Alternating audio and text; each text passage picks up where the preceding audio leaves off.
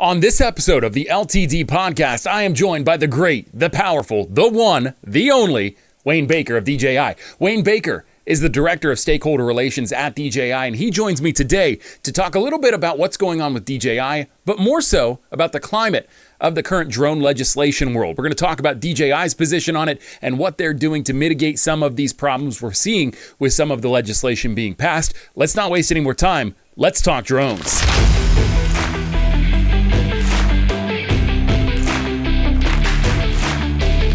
Today's a big day on the LTD podcast. As you know, I've been doing this podcast now for about 2 years, and I've really been trying to reach out and talk to more people in the industry, farther reaches, different types of applications. But the one white whale that I've never been able to get a hold of is DJI, but that changes today because I am joined by Wayne Baker. Wayne is Director of Stakeholder Relations. Is that correct, Wayne? Correct, yeah. Okay, excellent. So yeah, Wayne is famously known for his work with DJI in the industry. A lot of people know and love Wayne, but Wayne, I think people really want to hear it most from you. You know, talk a little bit about your background, where you started, what brought you to this point in the world of drones, and you know what you're looking at moving forward. Well, thank you for the time to be here. It's a great opportunity. Sorry it took so long for any of us to get with you, but I'm excited to be here and talk with you. You know, for me, the journey, I'll just really quickly mention for those that don't know, I was a fire chief until I retired and went to work at DJI. And I'd been a firefighter paramedic for 26 years. And the last 10 as the fire chief of a city south of Fort Worth, city of Joshua, a great little city and community to work in. And my experience there, we started using drones.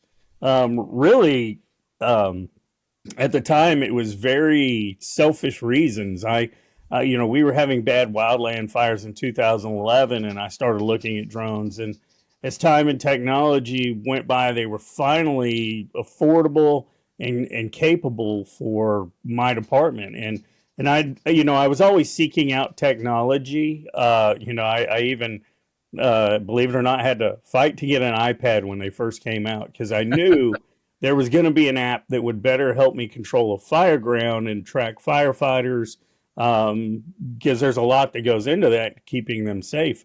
And so when the drone technology about 2014 really we started with a Phantom 2, and I had a civilian pilot that was working with us. And a few months later, the Inspire 1 and this civilian pilot, Garrett Brill, who is an escaped rocket scientist from NASA, as I tell people.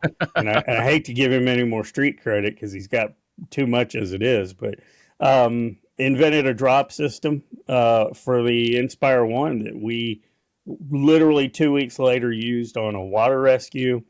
And that led to us getting to know DJI. Romeo Dersher, Randall Warnes was at DJI at the time. Over a few years of working with DJI and communicating with them, and I was able to get hired there and get my dream, as I say, of retiring. And it's been an amazing journey since, working at DJI. It's a great company to work for. And then, of course, our products, we just, every time I wonder, what are we going to come up with next? We come up with something better. So it's just, great group of engineers. One's actually traveling right now, meeting with customers around the U.S. and we're hoping to get some good products in the future out of that, but yeah. So before we move into some of the stuff that you just shared with us, because there's a lot there to dig into, I do just want to point out Wayne Baker's dream of retiring is to do more work, just so everybody's clear, to get hired and do more work. So no, I'm kidding. But there are a few things you keyed in on there. First of all, let's talk about DJI's ability to innovate with drones, because you look at the way things have gone, and it's innovation, but it's also, there's been some changes to the way that DJI releases products and the availability, like as far as SDKs go, flexibility in those platforms that have changed over time.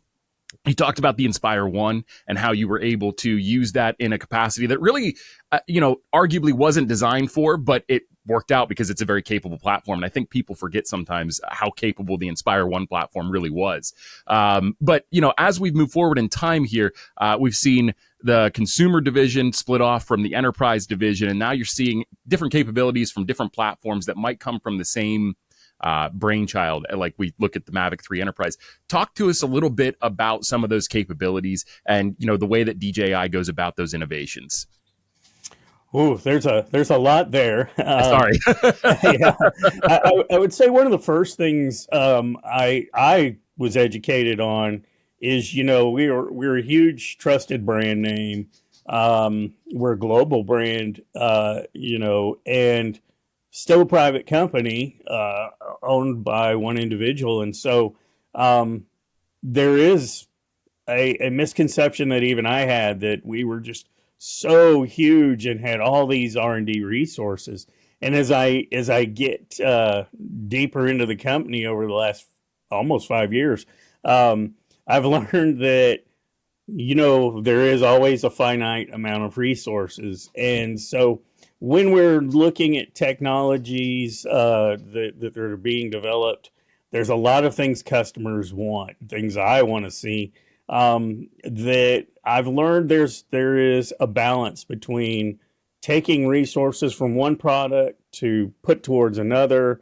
And so sometimes that's where it may take a little while for some of our features to make it, or, there has to be a decision, even down the line when we talk manufacturing and those resources and changing a line. It's amazing just how much I thought I knew and I didn't know. But, we have a great group, again, of engineers that are constantly looking to push the industry forward.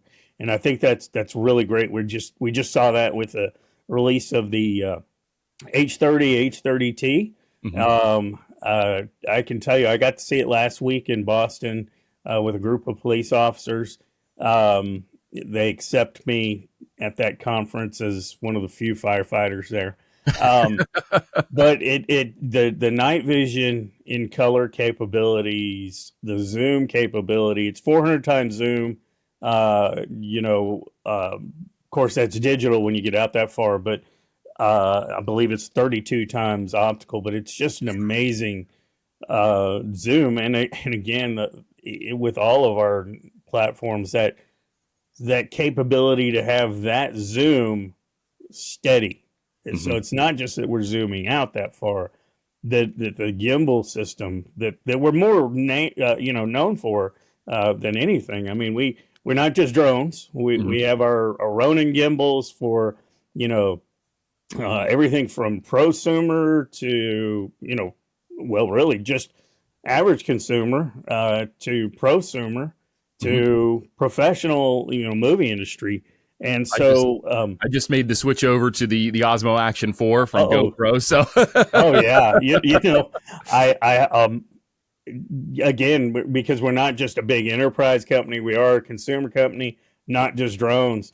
Mm-hmm. I carry probably the most used piece of equipment I have of DJI's is my Osmo, action handle that I put my cell phone on. And so I'll bore you with a quick vacation story. No, hit me with it.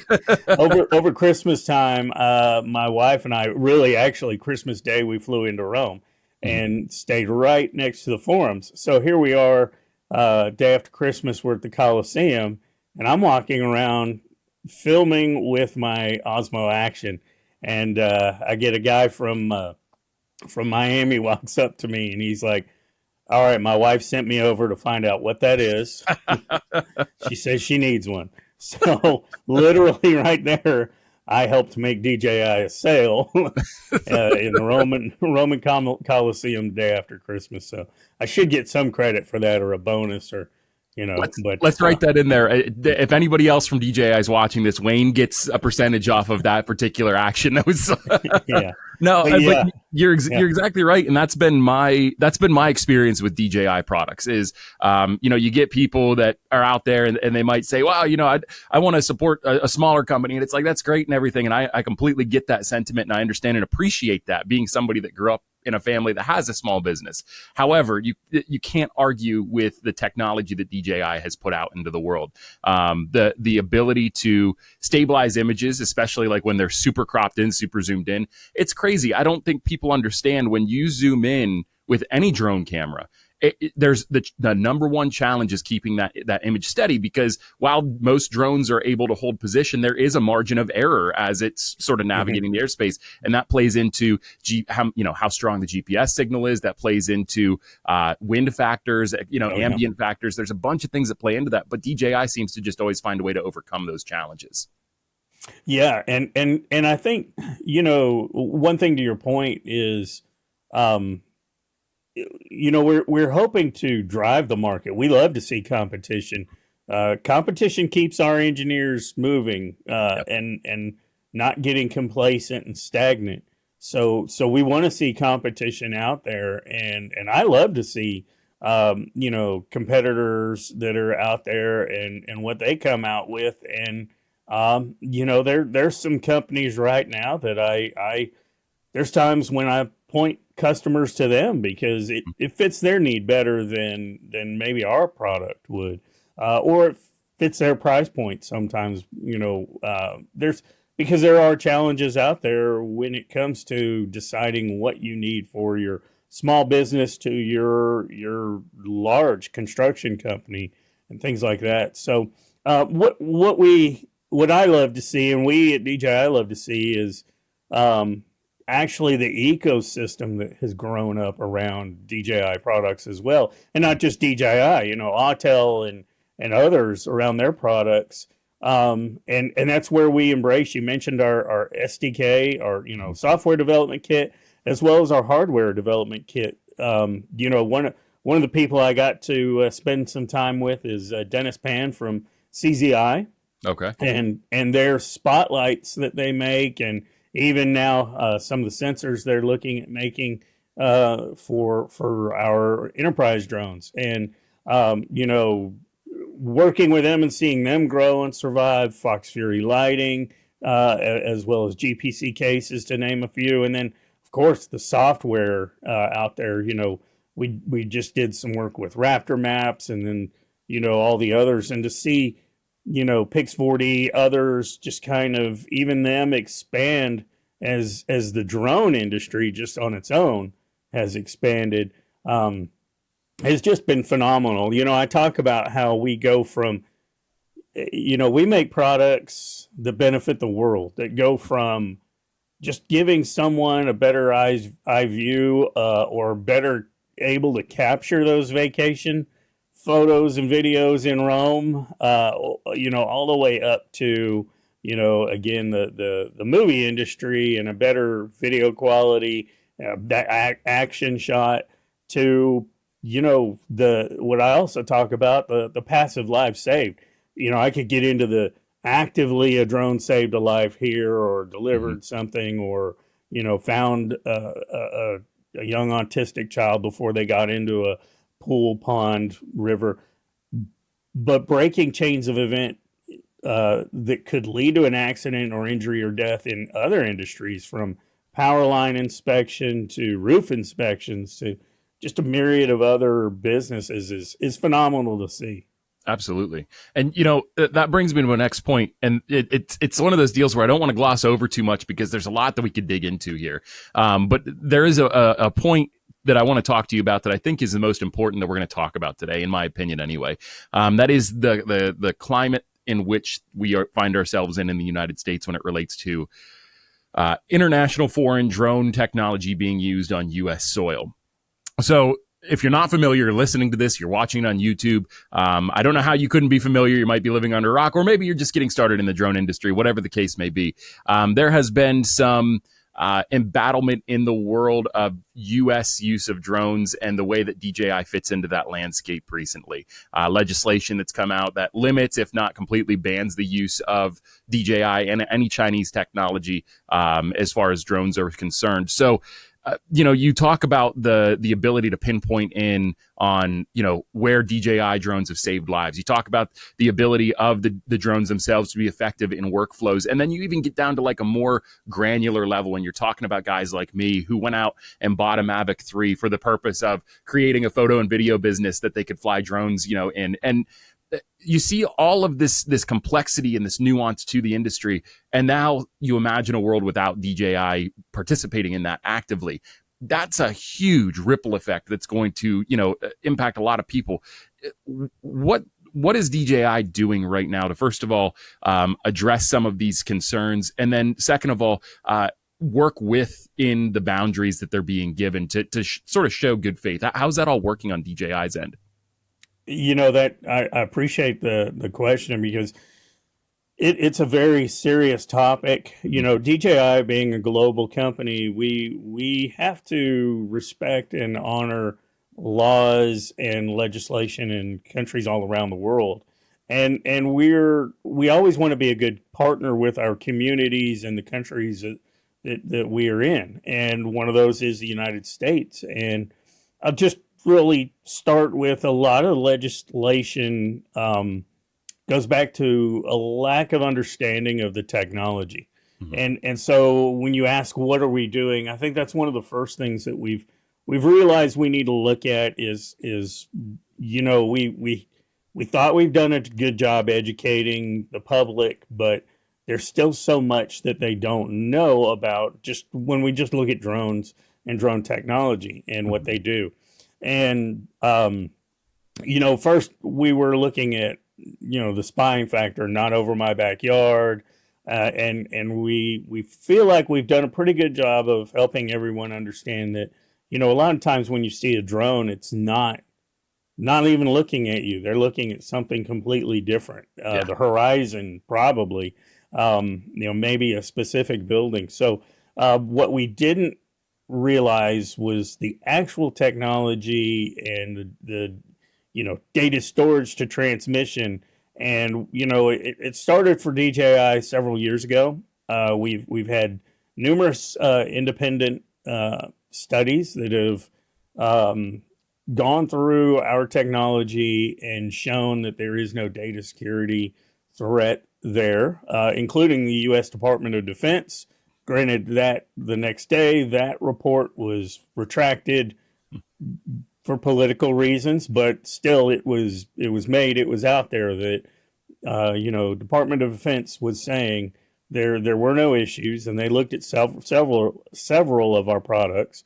But just the fact that we have, beyond that, taken quite a few steps. In fact, we just announced our new Trust Center website that gives a whole host of information and resources for everybody that purchases our products, consumer on up to enterprise, to better be able to understand and help educate the ways that you can mitigate security risks of all technology, not just DJI. And Sure. And with ours, we started out several years ago creating, local data mode, which is essentially airplane mode for your aircraft, which is good. But really, ultimately, the best way is to not connect it to the internet. Mm-hmm. So, you can turn Wi-Fi off on our drones and fly our drones.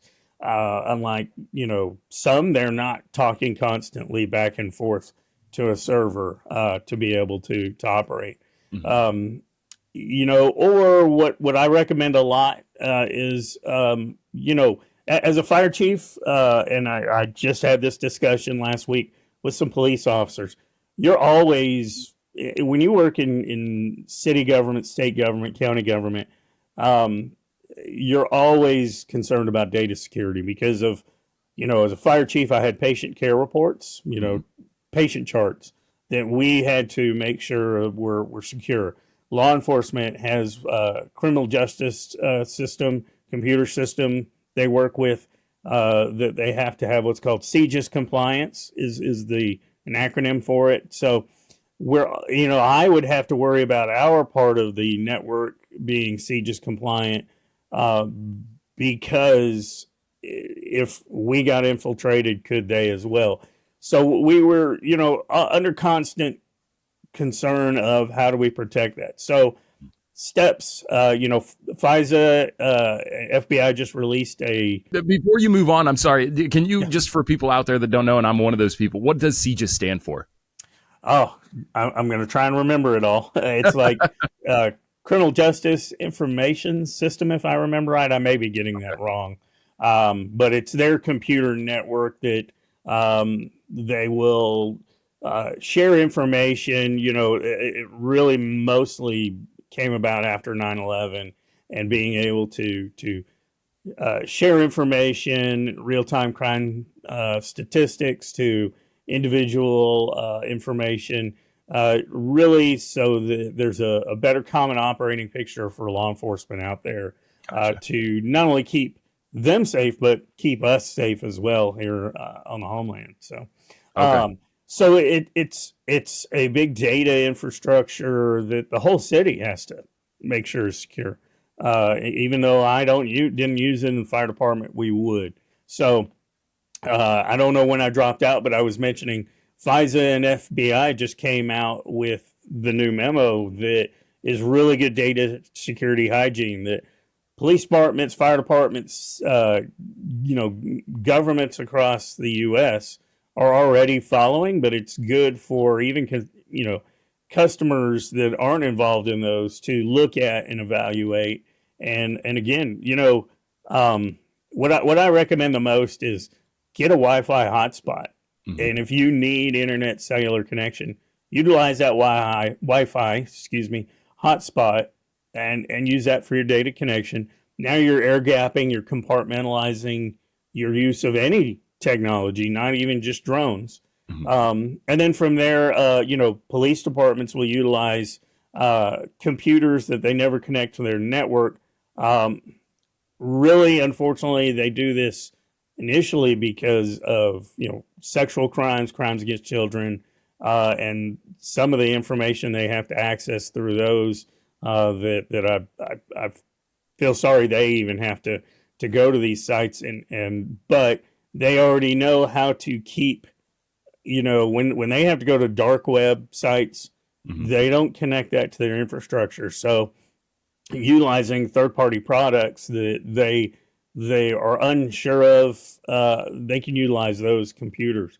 And then one more use is third-party products, everything flying from, Aloft to DroneSense to others utilizing their software to fly, our drones or others, helps add another layer of security in there. So there's a lot of ways, but again, going kind of back to educating, educating the technology and the ways, we just heard last week in a hearing in Congress, NYPD commissioner tell Congress that they have evaluated and mitigated data security threat, and there is no threat right now, even from the SD cards. That was one thing they talked about.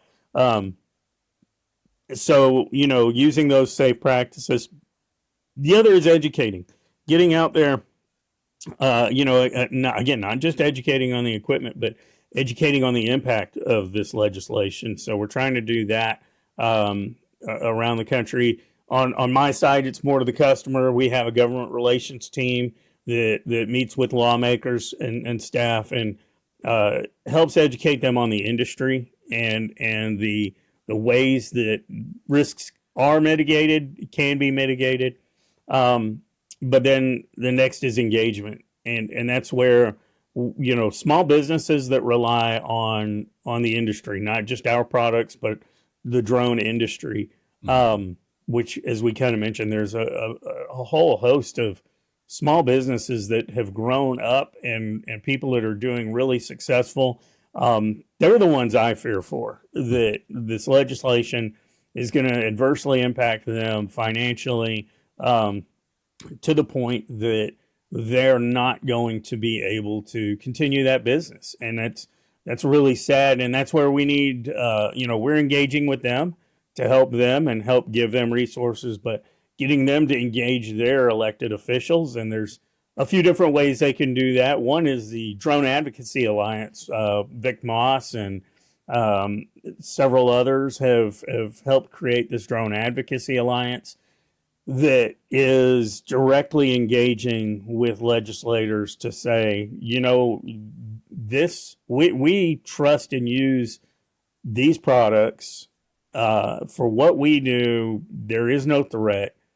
It's at an affordable price that we were able to build businesses, and you're going to impact an entire industry with this legislation that is based on misinformation, sometimes outright lies, and unfortunately what some have called the modern McCarthyism.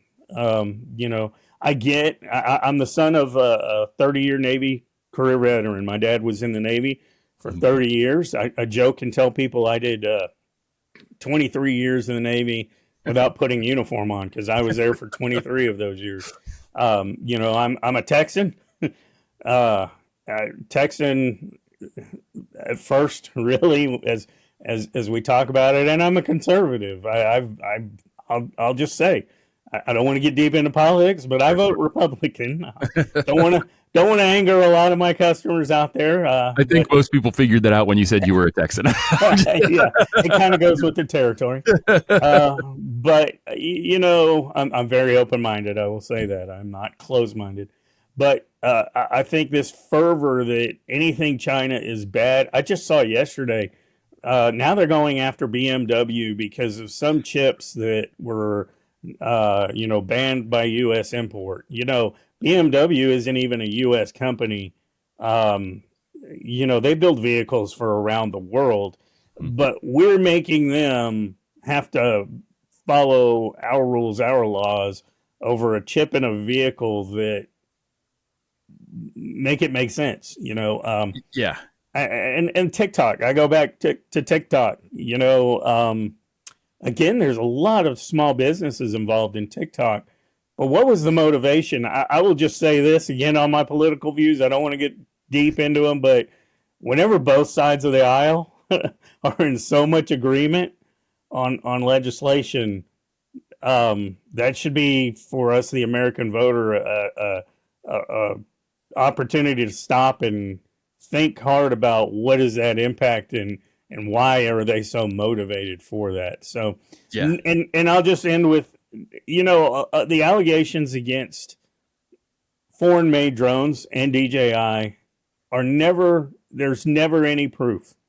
That hearing in Congress last week, the best they could come up with was a memo from 2017 that had a lot of could-be's and possibilities, which were, the memo was it was important to all drones that people consider those risks. So I'm not discounting that memo. I'm just saying it was, after we're looking at about 7 years and nothing was proven. That's very unfortunate that now livelihoods are at risk because of that. Yeah. Yeah. And, to your point, small businesses, like my dad is my number one inspiration in terms of, because he started a small business when I was born, and I'm doing the same thing here in a different field. And, so I always go to him for any type of conversation about how to best operate as a small business owner. And one of the things that he said to me early on was, man, I'm so jealous of you. And, I said, well, why? And he said, the overhead to start your business, it was so minimal compared to mine. He said, at the time I had a Mavic 2 Pro, and he said, $1,600 isn't a small bite by any stretch of the imagination for a lower middle class person like, people like us. But he said, I invested, $200,000 into my business when I started it, or, some number up there. He said, you're in it for, maybe like $5,000 altogether. And, it really is a testament, and it's important to acknowledge that DJI doesn't just make great quality products that are efficient and get the job done. They do it at a lower price point than anybody else. So, a big red flag for me as a small business owner that fancies himself just like a full-time drone pilot. I do a lot of other things, but that's what I focus on. When I hear that I have the opportunity to continue flying drones that are in price points for what they do that are within my budget versus now I'm being forced to use drones that are well outside of that budget, maybe 3-4 times that expensive. Yeah, I'm sort of starting to look at that and I'm going, do I really want to go down this road, or do I maybe want to go find something else to do? Because it's a lot, to your point though, too, we talk about the proof. And that was one of my questions that I had, but you sort of already answered it. I just want to address it. I've had a lot of conversations with people on Twitter, on my YouTube channel, a variety of different people speaking out against DJI about how there's a lot of potential for data leaks. There's a lot of potential, or there could be a situation where DJI could take the information that's collected. But I don't ever hear that there was one.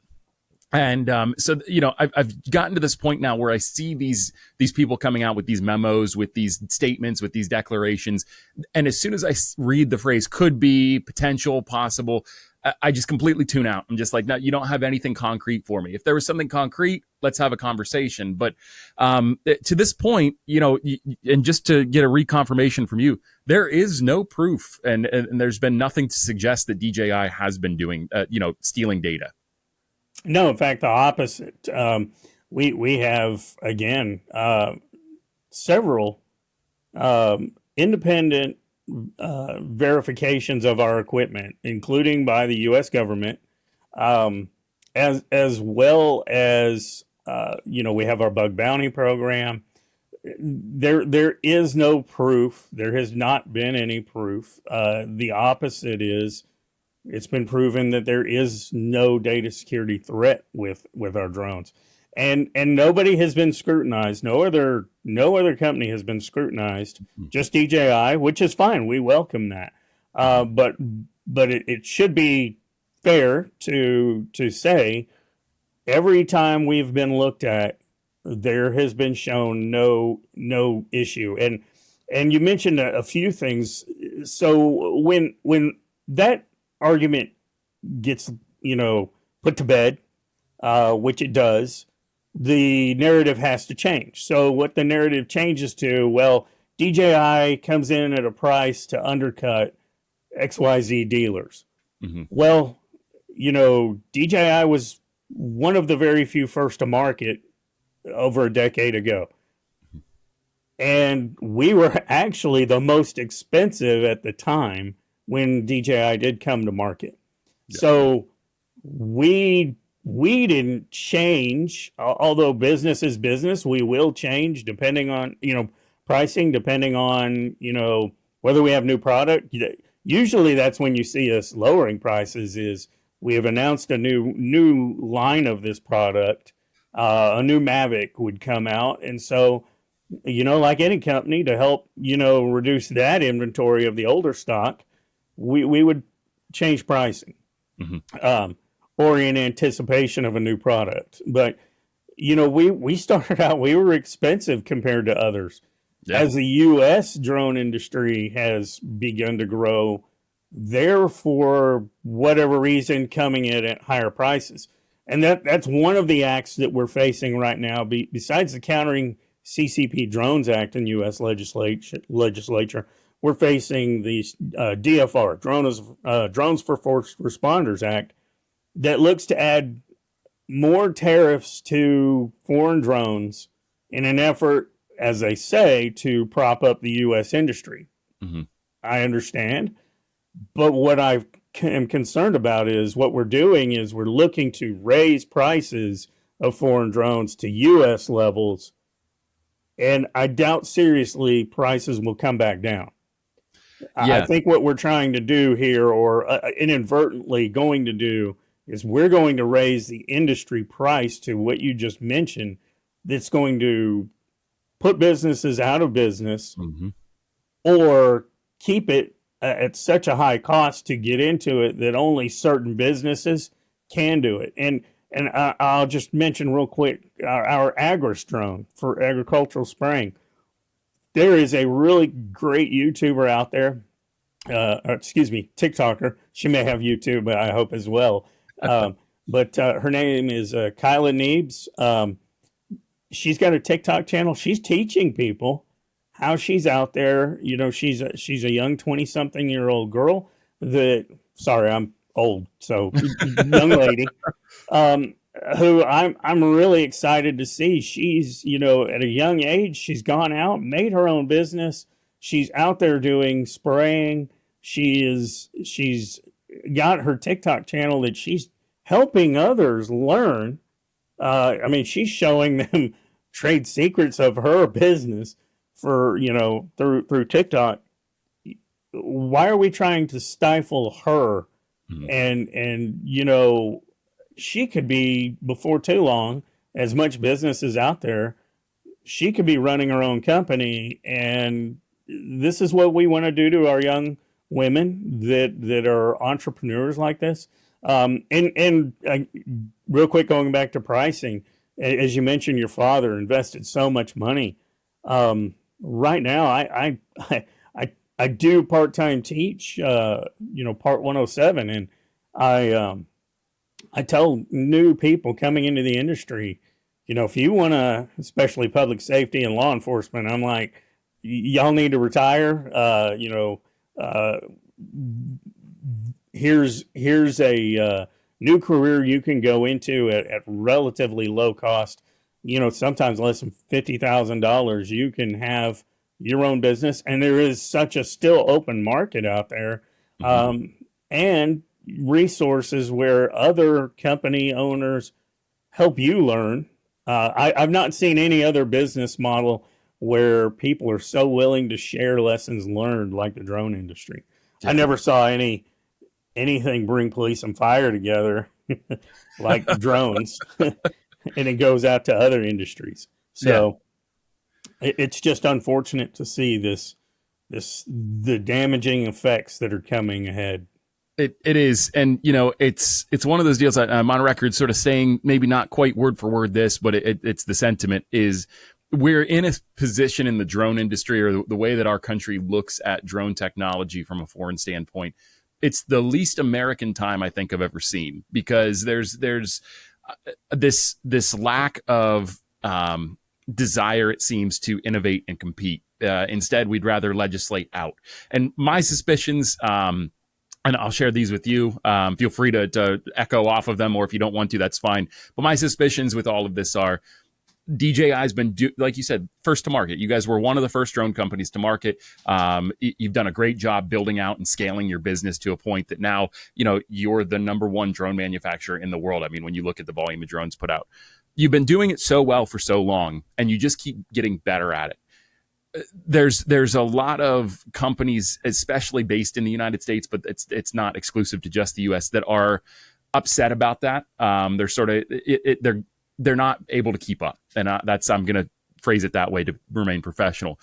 And I think that's where a lot of this pushback comes from, is rather than compete, we'd rather legislate out, or legislate to suppress. And that's just my opinion. But a lot of trends that I read online and research that I've done myself points in that direction for me. But, you know, the thing that really bothers me is just the overall, like you said, impact it's going to have on the market. It's short-sighted to be behaving this way, because yes, DJI manufactures their drones in China, sends them out. But where do these people that are anti-DJI, anti-Chinese technology think that all of this other technology comes from for these other drone, you know, your cell phone? Exactly. If you cut the Chinese manufacturing market out of the equation, you effectively send the United States back to probably, and maybe this is generous, 1940, 1950 in terms of capabilities technologically. And then the drone industry is completely reset. It's very aggravating, because there's a lot of decisions that are being made and a lot of conversations that are being had that are extremely short-sighted.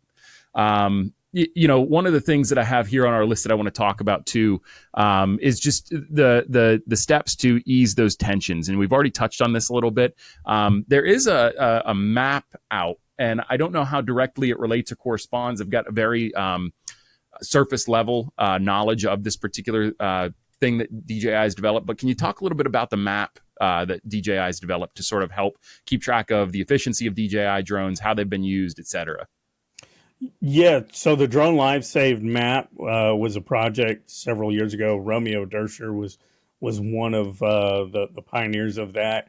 We're reevaluating how we are able to collect that information because we feel like the numbers that are on it are extremely low. We know that we're above 1,000 lives saved, but I know that number's got to be 3, 4, 5 times higher than that. So we'd love to be able to collect that information and aggregate it in a much more scientific way. Not that how it's done now is not. It's we really want to make it better, improve on it, and what that shows is the direct life-saving capabilities of drones. And we look at I mentioned delivering with an Inspire 1 years ago. It was great to be a part of that and utilize that just 2 weeks after my friend invented that. And just down 30 minutes down from me, a lake I'll go down and fish at, the emergency management coordinator for that county delivered 2 life jackets to a mother and daughter that had been kayaking, ended up in the water with no life jackets, and able to help them be rescued.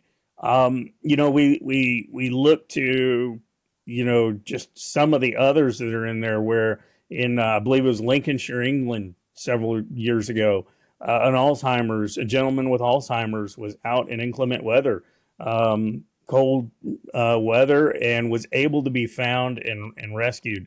And then, of course, I mentioned autistic children. This is probably one of the most vulnerable populations that has been rescued directly by drones. Autistic children,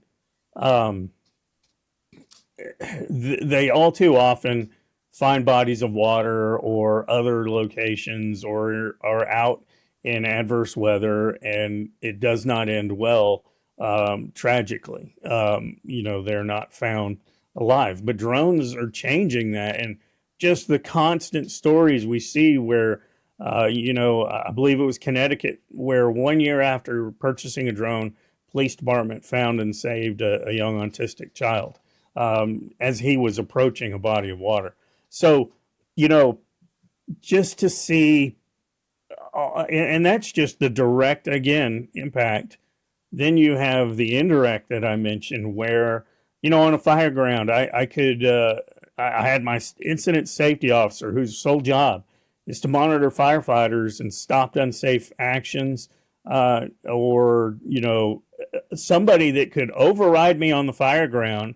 I gave them that permission authority to stop all firefighting operations if need be, and for them to be able to have that job enhanced by seeing all firefighters outside of a building with a drone and monitor them rather than one side, the front side of a building or wherever they're standing, and break those chains of events to not sending anybody at height to inspect a bridge or anything like that. That's where those you can't quantify, but we can in that life saved map. And it's another good resource to learn the good that drones can bring our world. Yeah. Yeah. And that sort of rounds out the conversation we were just having about, the consequences of some of these actions in this legislation that's attempting to be passed and has been passed to this point. It's not just about kneecapping business owners. It's not just about un-American practices. It's not just about all these things we've already touched on. It's that right now there are thousands of DJI drones being used to either actively save lives or help protect lives. And if you remove that facet from the market too hastily, and you take that out, now we've got a real problem, because lives that otherwise would have been saved or protected using this drone technology were not. And that's a real concern that we need to look at. And from my perspective, there are a lot of great drone companies out there that aren't named DJI. I can think of a few off the top of my head, but they do what they do well, and they've developed drone platforms that are rock solid. They do great. But Absolutely. to say that there's anybody that's performing at the price point, at the level, and in a workflow that is so convenient to integrate into just about anything the way that DJI is, would be hyperbolic at best. There's really not anybody out there that's matching that level of efficiency. And we talked about ecosystem a little bit earlier. As a testament, I've started flying my first drone ever, in terms of a GPS, like higher end drone, was a Phantom 3. So I started with the DJI ecosystem. And I stayed in the consumer side of things for a long time. And then about 3 years ago, I started working with my first enterprise drones. The way that DJI has developed their ecosystem to be friendly to pilots that start in the consumer sector and move into the enterprise sector is astonishing. I was sitting there flying a Matrice 300 RTK, and it was almost an identical experience to my Mavic 2, my Mavic 3, my Phantom. And that's what DJI does really well, is they're able to integrate their technology on a ground level with the consumer stuff. And then as you work your way into more enterprise, more practical applications of drone technology, that ecosystem remains largely the same, or at least similar enough that everything's cohesive. Oh, absolutely. And real quick, just to mention, there is, as you mentioned, a lot of good manufacturers out there. ACSL is a newcomer out of Japan. I'm really excited to see, partly because I've worked with some of them at DJI that are there now, and they're doing, there's a lot of great potential, especially for customers that are not able to buy a DJI product for various reasons. There is, Inspired Flight. There's some others out there that I really look forward to seeing them up and coming, because they are looking to compete technology to technology. That's put that money into R&D, not lobbying. That's what they're doing. Yes. And that's where they will compete. I think the industry still has a huge potential to grow. We're just really getting into package delivery to large package, small package. A few months ago, I had the great privilege to be at the America Birkebeiner ski race in Wisconsin. And we, because that was the best platform at the time, connected up an AED to a Matrice 300 or 350 to be able to deliver it anywhere on the course if anyone was in need. And so that, hopefully I'll have a video out on YouTube about that pretty soon, because it's such a great story of a very forward-thinking medical director for the race, Dr. Jesse Conan, who, was like, there's got to be a way we can deliver AEDs faster. And that's something that's near and dear to my heart. And I can't wait to see that, when a police department or fire department, not just this drone as a first responder, which is a great concept. If you looked at Chula Vista as the model Chula Vista PD, that's great. But taking it to the next level of delivering, an AED, some medical supplies, Narcan, things like that. And I'm just talking on a limited, small scale, what the potentials are out there. So honestly, I'm still waiting on 7-Eleven to deliver the delivery drone to bring me a Slurpee so I don't have to leave my house. So That's it's funny, a conception about drone technology and how it's going to integrate. I do believe that there is a very real future, and I don't think it's going to be that far away where you do see at scale drones making deliveries like that. But a good friend of mine, Dr. Will Austin from Warren County Community College, he and I were having a conversation about it, and he was like, it's crazy, the public perception of drones, he said, because the only thing anybody can focus on is drone delivery. And that just happens to be the one that's the farthest reach right now because of all of the regulations, all of the things that go into, the nuances of developing a network of drones that flies autonomously that way. He was like, I'm not saying it'll never happen, but logistically, that's just not there right now. And he's right, But, to talk a little bit about drones and how they differ, for the longest time, you were considered like the enterprise guy, and for DJI in the US. So, what a lot of people have questions about is the difference between consumer drone capabilities and enterprise drone capabilities. And we touched on this a little bit earlier, but I'd like to get more in the weeds with it as we sort of come to a close here. Over the past few years, people have noticed, like with the Mavic 3 was the first time that we encountered something like this. It's not compatible with drone deploy because of a lack of, this is where it gets a little bit above my head, but I know enough to say the SDK wasn't accessible. So you weren't able to plug some of the information in from your standard Mavic 3, your consumer Mavic 3, into drone deploy and create a map or a model or whatever the case may be. But on the other hand, now you've got the Mavic 3 Enterprise, and you've got the Mavic 3 Enterprise Thermal that you can use with drone deploy. What was the logic behind that from DJI? And can you talk a little bit about how that looks moving forward?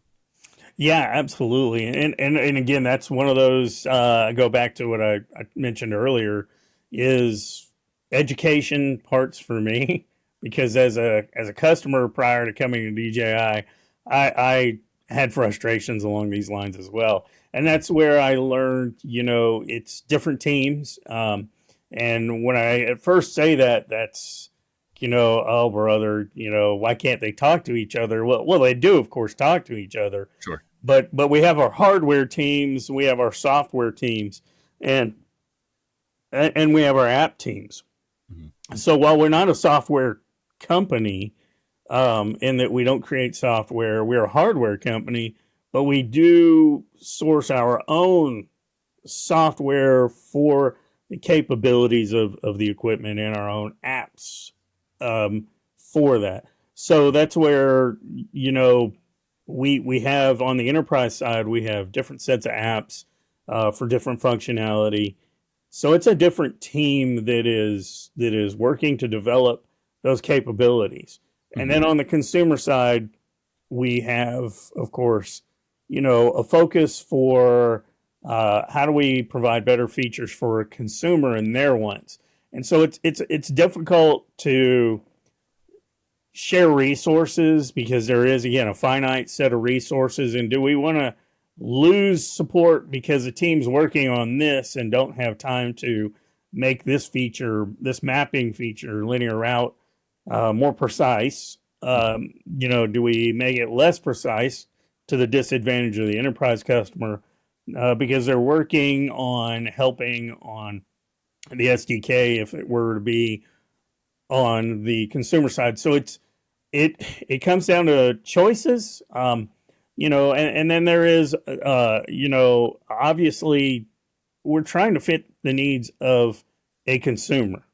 And so, it's very difficult to have one drone for everybody. Mm-hmm. And we also want to keep the cost for a consumer down. But if we start putting resources into a consumer drone that would make it more enterprise-like, now we're getting that cost too high for that consumer. So the thinking is on the consumer side, keep the cost down for the consumer, the capabilities for what a consumer would want without overloading an app or an aircraft, and ease of use of the aircraft. And then we'll focus the resources into enterprise for anybody that wants to do more professional work, more detailed work, things like that. So I know it gets frustrating. I see it online where a lot of customers are like, they need to put this into this drone. Well, unfortunately, it was not designed to be that drone. It was more designed to be the consumer, go on vacation and get a beautiful picture of Fiji or somewhere, following all of Fiji's drone laws. Especially if you go to the Bahamas. I always want to make that note.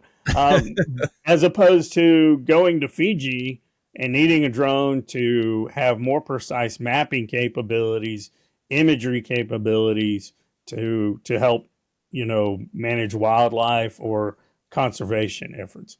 So there is those difficulties in balancing that, and it's tough. We understand, but unfortunately, this is where we're at with that.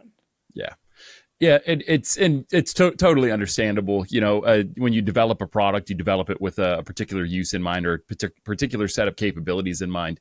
The frustration, and I'm sure you've heard from other people, and the one that I hear all the time and experience myself from time to time, is that some people can make the jump and just, say, okay, I've been flying the Mavic 3. Now I want to go buy a Mavic 3, Enterprise with an RTK unit on it. But that's not a reality for a lot of people. And sometimes they need to ease into it rather than just make the jump. And that's where that, for instance, I just purchased a Phantom 4 version 2 for its mechanical shutter and its strengths and being able to be used with mapping. And it got it secondhand, everything like that. But that's sort of the reality that I'm in, is that I need to sort of ease my way into the mapping, into the modeling. And so having a drone that's able to not necessarily go both ways 100%, but be able to allow me to dip my toes into the more enterprise application, it's a super valuable thing. So this is not the complaints department. So, so I'm not here to complain to you, but that is the reality that I think a lot of people face. And any chance I can to help at least explain why some of the things are the way they are I see and I hear the frustrations. Police, are the worst in catching me and giving me an earful, which it's, just real quick, they on the opposite end, we're talking consumer that wants enterprise. Well, we have enterprise customers that want a consumer drone to be made into an enterprise drone, the Avata. And I could call any cop in my phone book right now, and I did this at a conference just recently. I ambushed a friend of mine and pulled him over to a conversation and said, if you could have one drone out of DJI right now, what would it be? Enterprise Avata. And so, because I'll just explain real quick why. They're using the Avatas to dramatically de-escalate incidents rather than send a SWAT team in. Law enforcement, after the Breonna Taylor tragedy and a lot of the protests, they've listened and they've tried to change tactics, embrace technology that can help, de-escalate incidents, and drones has been a huge one. Again, I look at Chula Vista, Chief Roxanne Kennedy there has an amazing program with their drone as a first responder, getting information to officers that have in many cases changed the way they approach an individual. Rather than guns drawn, they get enough information from what the 911 caller reported to say, this is not a high threat, different approach. I will just say there are police agencies across the country that fly rather than send a SWAT team in, they send robots, ground robots, as well as drones. And I'll mention one PD, Shreveport Police, saved the life of a 13-year-old girl who had been shot and barricaded in the house with the shooter in another area. They flew a Mavic Mini in. It was shot down by the guy, but now they knew where he was. They had him confined. They flew another one in as a distractor and were able to get her out of the house and rescue her, Wow. even though they lost another Mini. So When you look at, that's why the Avata is so important to them. yeah, and I'm sorry, I didn't mean to step on you there. When you look at the cost of a Mini and an Avata versus the cost of a potential human life, Yeah, it's a no-brainer. You sending an Avata or a Mini in as a point person, or just a drone in general as a point person to address the situation head on. It gives you a lot of information, and in that point, it didn't just tell you, where the victim was. It didn't just tell you where the perp was. It also gave you a very clear indication as to what his intentions were. His intentions were absolutely. not to go peacefully. And instead of losing a life or having somebody be injured, finding that out, you sent a drone in that told you that story already. So you knew Yeah. going in what kind of resources you need. So that it's true. And in the interest of fairness and just like addressing the market where it's at right now, it would be great to see an Enterprise Avata or something along those lines. But right now, a company that I do want to give credence to, despite some differences I have with their ideological stance on some of these drone issues, is Brink and their lemur Yeah. system. They've got a great first responder Yes. or point person drone that acts as that catalyst. But I have to agree. I think an Enterprise Avata would be pretty badass. No, If and you you can, beat me. You beat me to it with Brink because I got to see their newest drone in action last week in Boston, and heard a lot of good things about it. And that's a company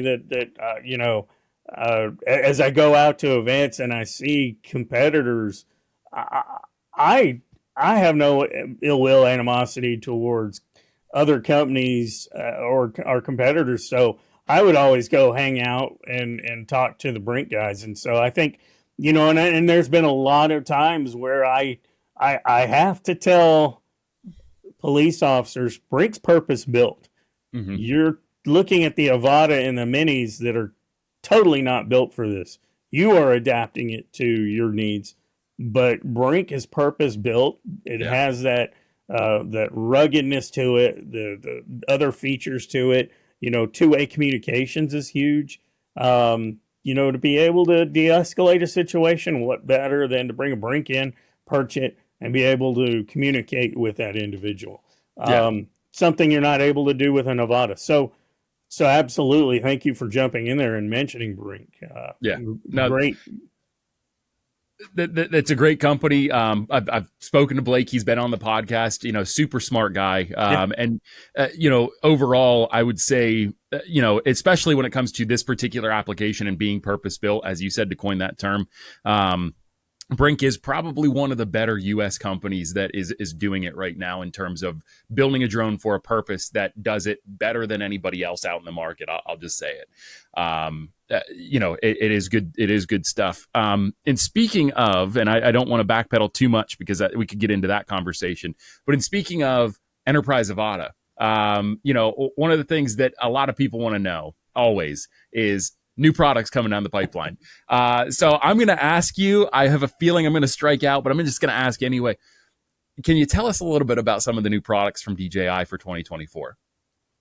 So I can say this: there is no Phantom 6. There is no there. I can't really talk about new and upcoming products. Fair. I will say they're as always, we're looking to improve our products and make it a better experience for our customers all around. But I will mention we have some new products that have just come to market that people may not have really gotten a chance to hear much about. One is our power station. I'm hearing a lot of great things about the power station, built to be able to out in the field, be able to charge your equipment. So I'm hearing a lot of good things on that. Then our new H30, I got to see not the thermal version, but just the standard H30 in operation last week. And again, just wow. when I think, what else could we improve on? We do. that's going to be a tremendous product. Again, at a good price point. I don't know the exact pricing, so I don't want to mention it right now. Sure. I know we've probably announced it, but I'm kind of removed from sales, so I haven't gotten into those weeds on the pricing. But these are those innovations that I always look forward to seeing us come out with. I will say, definitely keep an eye out for DJI, and not just in the drone space, because we have a lot of other products that we work on and develop that keep us a diversified company, that just enhances your life. Yeah. I have said in private conversations, maybe not so publicly, although I might have mentioned it publicly. I have a feeling in the next 3 years, maybe even sooner than that, but I would say 3 years is a pretty good guess. DJI is going to start to shape the company to be a little bit more like a, maybe not quite one for one, but like a Sony, in terms of it's not just drones anymore. It's a lot of electronics. And I see that. And the reason that I make that assessment is because I see a lot of these products that are coming out that are drone adjacent, but not necessarily directly integrated into the drone industry. The action camera systems are one that... Yeah. And then you've got like the Ronin 4D, which is a handheld cinema style camera. And then now we've got this power station. So the more that I see DJI innovate, the more I'm starting to go, yeah, I think they're going to be expanding into different things. I wouldn't be surprised if in the next 5 years, people have DJI TVs in their house. Again, that's all speculation on my part. But in terms of, and I know you can't get into specifics about the actual products that are slated to be released this year or haven't been released at this point. But, can you talk a little bit towards maybe what some of DJI's initiatives are in terms of developing solutions that solve problems? What is DJI focused on in 2024?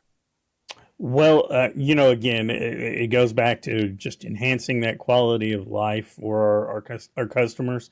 What we really liked, we are committed to saving lives. That is one thing that the whole enterprise line came about because of public safety. So we have different things that we're working towards, not just with our product, but with other companies.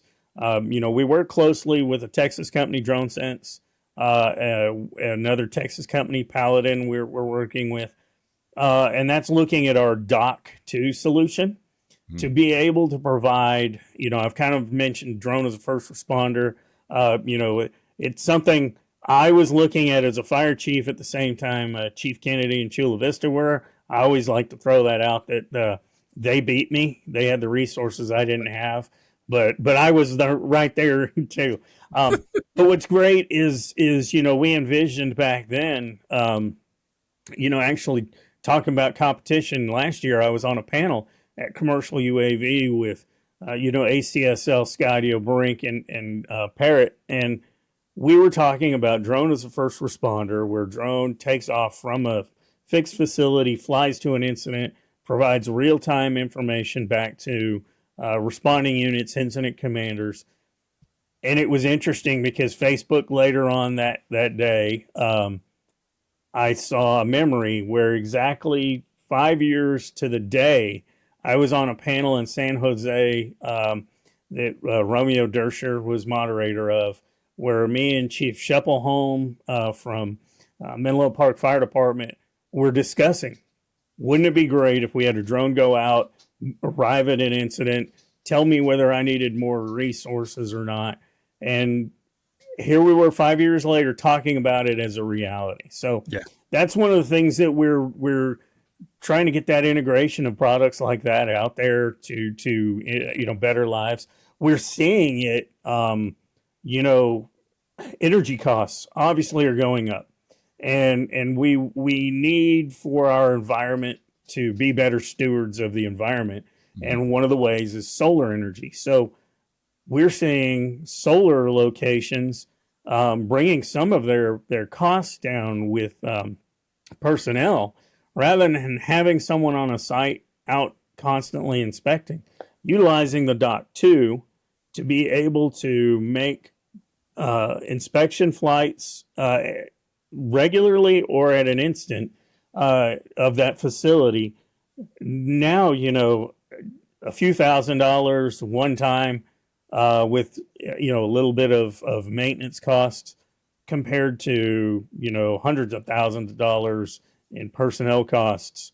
So bringing that efficiency, reducing that energy cost down for customers is again only enhancing the quality of life out there. So that's a lot of our focus, is how do we improve upon those products? What are the needed products for our customers in these lines?